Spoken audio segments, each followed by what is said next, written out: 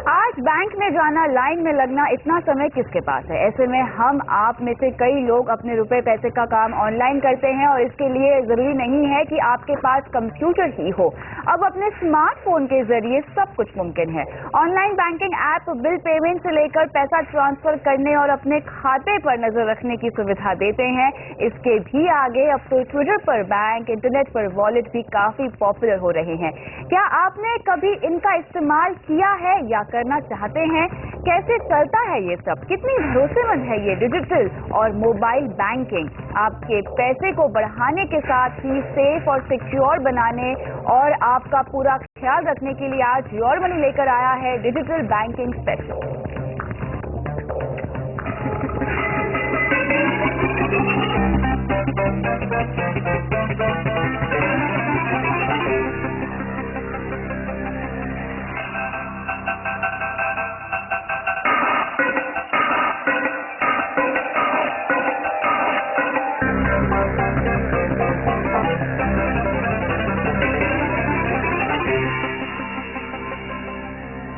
नमस्कार, मैं हूं कविता थपलियाल और हमारे साथ आज के डिजिटल बैंकिंग से जुड़े इस खास शो में जुड़ रहे हैं वाइस इन्वेस्ट एडवाइजर्स के सीईओ हेमंत सिस्सगी, फाइनेंशियल प्लानर अर्नब पंड्या और information security expert Nitin Bhatnagar. आप तीनों का इस खास शो में स्वागत है।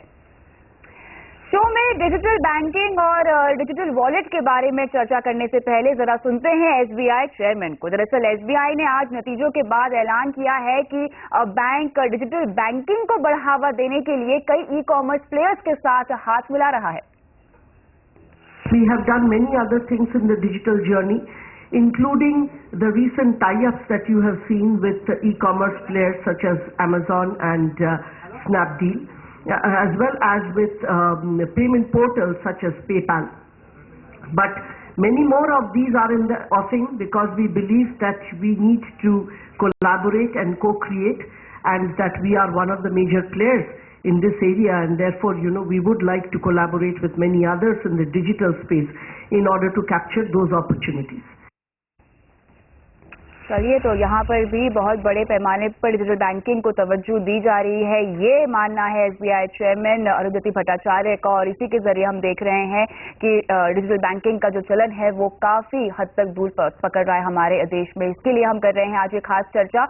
लेकिन यहाँ पर डिजिटल बैंकिंग के वर्टिकल्स क्या है, सबसे पहले हम इस पर बात करेंगे। और मेरा सवाल होगा अर्नब जी से।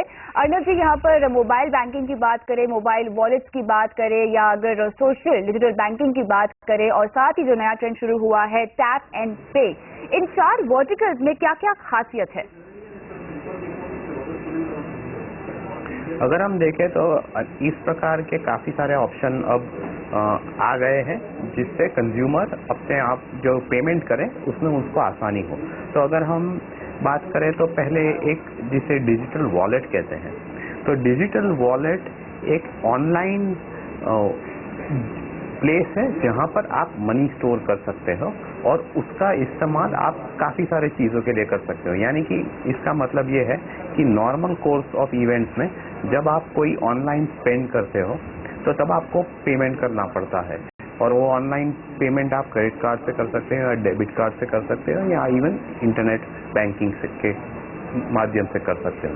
लेकिन ये जो ऑनलाइन वॉलेट है उसमें एक अमाउंट प्री लोडेड होता है, तो जब आप एक्सपेंस करते हो तो वो अमाउंट उस वॉलेट से ऑटोमेटिकली डेबिट हो जाता है। तो इससे फायदा ये होता है कि आपको हर बार अलग से पेमेंट नहीं करना पड़े। और इसका इम्पोर्टेंट चीज़ ये है कि ये जो वॉलेट है वो ऑनलाइन वॉलेट है, लेकिन अगर आप कोई ऑफलाइन यूज़ करते हो यानी कि फिजिकल यूज़ करते हो उसमें भी अगर आपका ये वॉलेट उसके साथ जुड़ा हो तो आपको उसमें फ़ायदा होगा। यानी कि फॉर एग्जांपल उबर जैसी एक सर्विस है जहां पर आप टैक्सी का यूज़ करते हो, लेकिन उसका जो लिंकेज है वो पेटीएम के ऑनलाइन वॉलेट के साथ है, तो वहां से आपका अमाउंट डायरेक्टली डेबिट हो जाता है और आपको अलग से पेमेंट नहीं करना पड़ता। दूसरी बात है कि अगर एक दूसरा तो यहाँ पर हमने बात कर ली है मोबाइल वॉलेट की, लेकिन जी हाँ, इसी पर मैं आना चाहूंगी। हेमंत जी, आपसे मैं पूछना चाहूंगी, सबसे पहले यहाँ पर सोशल मीडिया बैंकिंग को समझना चाहेंगे। क्या अब मेरे फेसबुक और ट्विटर के अकाउंट को मैं इस्तेमाल करके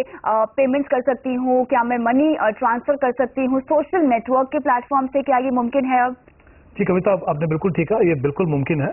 चाहे आप फेसबुक पे हों या आप ट्विटर पे हों, आप डेफिनेटली उसको इस्तेमाल कर सकते हैं अपनी नॉर्मल बैंकिंग करने के लिए। आज की डेट में अगर हम देखें तो बहुत कम बैंक हैं जो अभी फैसिलिटी दे रहे हैं। कुछ प्राइवेट सेक्टर बैंक हैं, जैसे एक्सिस बैंक है, कोटक बैंक है, आईसीआईसीआई बैंक है, जिन्होंने ये फैसिलिटी आपको दी है।